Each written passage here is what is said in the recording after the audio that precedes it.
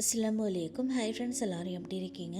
ஈத் ஸ்பெஷலாக வாயில் வச்ச உடனே கரைஞ்சி போகிற அளவுக்கு நல்ல சூப்பரான ஒரு பட்டர் புட்டிங் எப்படி செய்யலான்னு பார்க்கலாம்.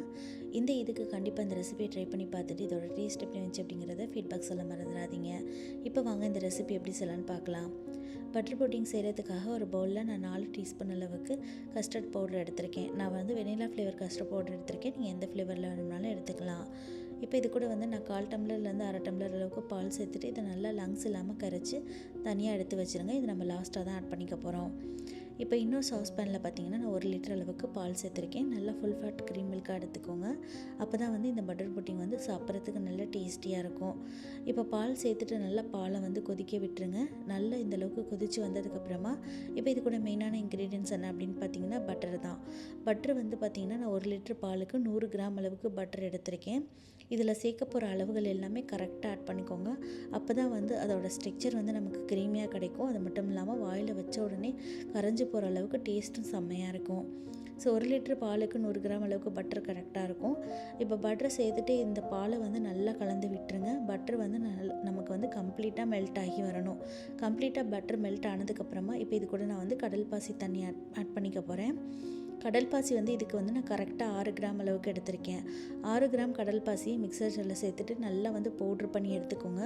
பவுட்ரு பண்ண கடல் பாசியை ஒரு பவுலில் சேர்த்துட்டு நல்லா சுடு தண்ணி சேர்த்து 10 நிமிஷம் வரைக்கும் ஊற வச்சு எடுத்திருந்தேன். இந்த மாதிரி நம்ம செய்கிறனால நமக்கு கடல் பாசி பாலோடு சேர்த்து சீக்கிரமாக கரைஞ்சி வந்துடும்.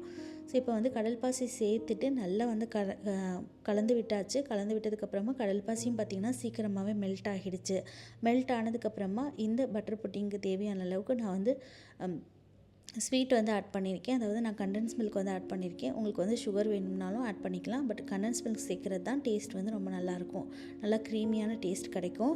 ஸோ கண்டென்ஸ் மில்க் உங்கள் ஸ்வீட்னஸ்க்கு தகுந்த மாதிரி ஆட் பண்ணிக்கோங்க. ஆட் பண்ணிக்கிட்டு நல்லா கலந்து விட்டுருங்க. நல்ல கண்டென்ஸ் மில்க்கு அந்த கடல் பாசியெல்லாம் கரைஞ்சி வந்ததுக்கப்புறமா ஏற்கனவே நம்ம மிக்ஸ் பண்ணி வச்சுருந்தோம் இல்லையா கஸ்டர்ட் மில்க், அதை இது கூட ஆட் பண்ணிக்கோங்க. நல்லா வடிச்சிட்டு ஆட் பண்ணிக்கோங்க. சுத்தமாக லங்ஸ் இருக்கக்கூடாது. இப்போ கஸ்டர்ட் பவுடர் ஆட் பண்ணிவிட்டு நல்லா கைவிடாமல் கலந்துட்டுட்டே இருந்தீங்க அப்படின்னா 10 நிமிஷத்தில் நல்லா நமக்கு திக்காக ஆரம்பிக்கும்.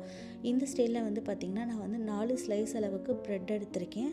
ப்ரெட்டோட சைட்ஸ்லாம் கட் பண்ணிக்கோங்க. அந்த ப்ரௌன் சைடு இருக்கு இல்லையா அதெல்லாம் கட் பண்ணிக்கிட்டு நல்லா பிச்சு விட்டு இந்த மில்கோடு ஆட் பண்ணிக்கோங்க. அதாவது கஸ்டர்ட் மில்கோடு ஆட் பண்ணிக்கிட்டு இதை நல்லா கலந்து விட்டுருங்க.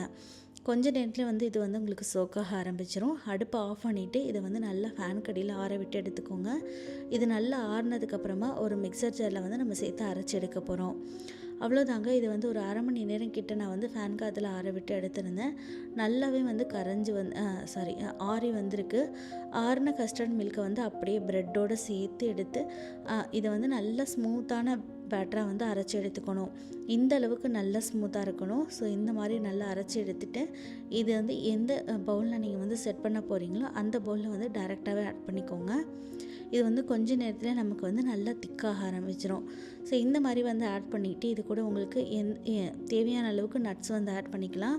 நான் பாதாம் பிஸ்தா அதுக்கப்புறமா கொஞ்சமாக சன்ஃப்ளவர் சீட் எடுத்திருக்கேன். இது எல்லாத்தையுமே சாப்பரில் சேர்த்துட்டு நல்லா ஃபைன் பவுடர் அரைச்சி எடுத்திருக்கேன். ஸோ இந்தளவுக்கு நல்லா பொடிச்சு எடுத்ததுக்கப்புறமா இதை தேவையான அளவுக்கு நீங்கள் பவுலில் ஆட் பண்ணிக்கோங்க. இதை அப்படியே நம்ம ஃப்ரிட்ஜில் ஒரு 10 நிமிஷத்துலேருந்து ஒரு அரை மணி நேரம் வரைக்கும் நம்ம செட் பண்ணி எடுத்தோம் அப்படின்னா நமக்கு நல்லா சூப்பரான க்ரீமியான வாயில் வச்ச உடனே கரைஞ்சி போகிற அளவுக்கு சூப்பரான ஒரு பட்டர் புட்டிங் ரெடி ஆயிரும். இதுக்கு கண்டிப்பாக ட்ரை பண்ணி பார்த்துட்டு டேஸ்ட் எப்படி வந்துச்சு அப்படிங்கிறத மறக்காமல் ஃபீட்பேக் சொல்லுங்கள். நாளைக்கு